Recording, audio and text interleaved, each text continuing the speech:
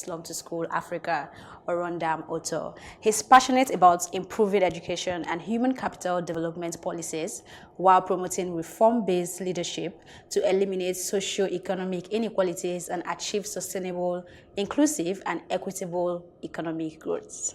Hi, Orondam. Hello, thank you for having me. Good to have you. So, what inspired you to reach out to less privileged in the way that you do? I think I would say everyone is privileged, right? I wouldn't say we were born to be less privileged. We were born with almost an equal playing field across the society. But unfortunately, we were born into certain families or certain countries or certain communities that made us find ourselves having more in some cases or less in some other cases. But as a human, as individuals, we all have I would say great potentials to be. So you're saying the person is not the less privileged, it's the family and the community Yeah, they were it's the born into. society we're born into Okay. that makes us actually less privileged or more privileged. Okay. Everyone actually has a potential. Every child has a great potential within them.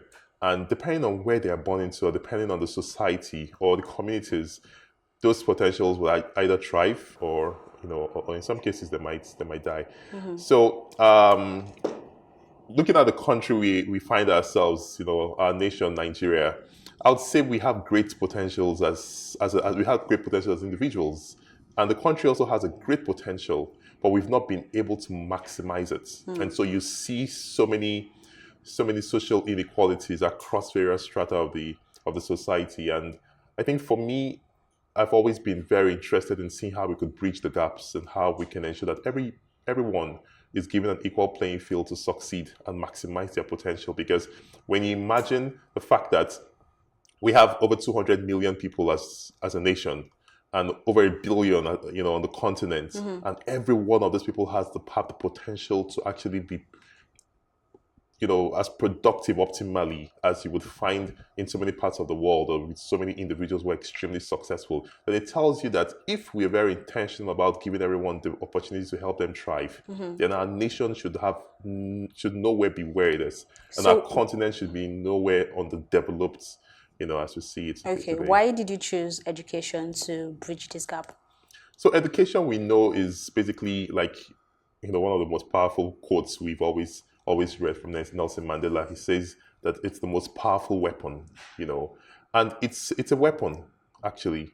It's a weapon because with education, you can empower people. You can give them the resources. You can give them the ammunition to either build or destroy a community.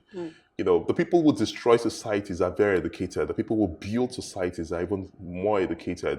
So the quality of education and the kinds of education we indoctrinate, because almost it's a doctrine that you're educating and instilling in young people, that they go from different classes and different levels. It's a doctrine. So that indoctrination needs to be very intentional to say, what's the end goal? Where do we want those people to be? And that determines the kind of nation you'll have in In interacting with these children, what impact would you say you have noticed so far? What has changed? So I always say that somehow our society makes us judge monkeys by their ability to swim, and fishes by their ability to climb trees. So you find out that our school system somehow has given every young person, placed them in a box and forced them to fit into that box. So we don't give young people, or we don't give individuals, an opportunity to explore their potential. The society has told you in so many instances, you have to go to school, pass your exams to come out and get a job. This was over 200 years ago. That was basically the culture. Over 100 years ago, over 50 years ago, that's not the reality today. And so you find out that so many young people are even tired of going to school because the schools do not maximize their potential. We've confused education and schooling. And so we feel that when you go to school, automatically you become educated. But to be honest, sometimes school actually makes you less educated. So it's very important that we are very intentional about helping young people maximize and identify what their potentials really are, to make them productive members of the society.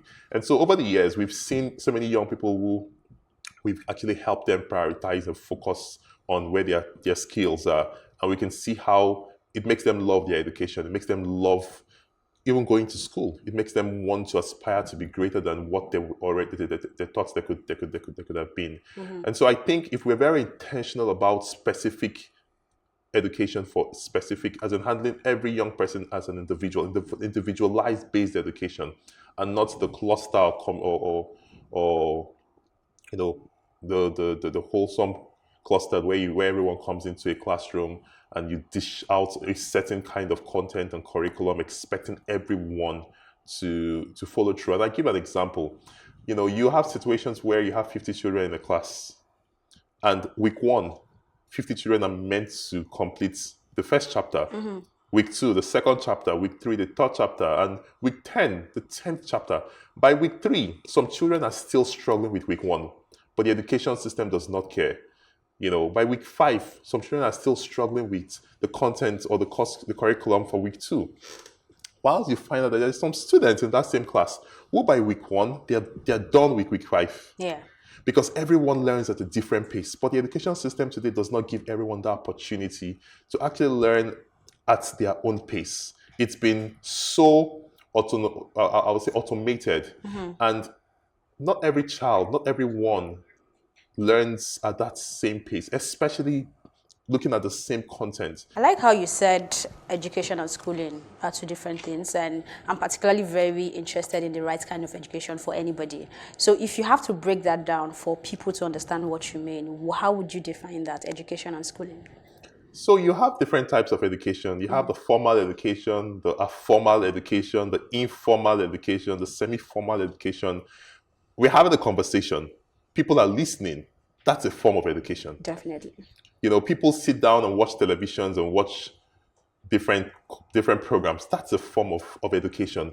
So when people go for conferences, that's a form of education. So when people sit down and take courses online, that's another form of education. In fact, the greatest form of education is the informal education, what children learn whilst growing up in the society, in the community, in their family. So we have just the formal education, which is what happens in